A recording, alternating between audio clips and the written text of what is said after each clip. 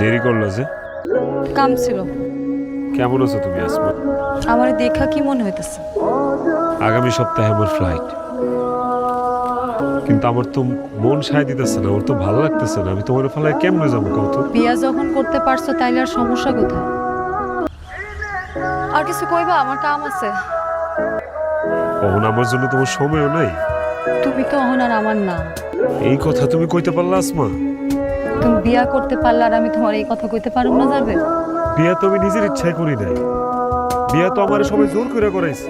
সবার জাতাজাতিতে আমি বিয়া করছি, তুমিও তো আমারে কইছো। অহন আমগো দেখ, তুমি যদি বিদেশ যাইতে না চাই তাই হানি কিছু একটা করতে পারতা তাইলে যাও। এখন এসব কথা কয়ে কোনো লাভ আছে? যা হওয়ার তা তো হয়ে গেছে। তুমি তো আগে কখনো এসব কথা কও নাই আসমা। আগে কইলে কি করতাম? বিদেশ যাওয়ার কথা ভাবতা না? সাবিনা, আমি তো তোমার চিনি।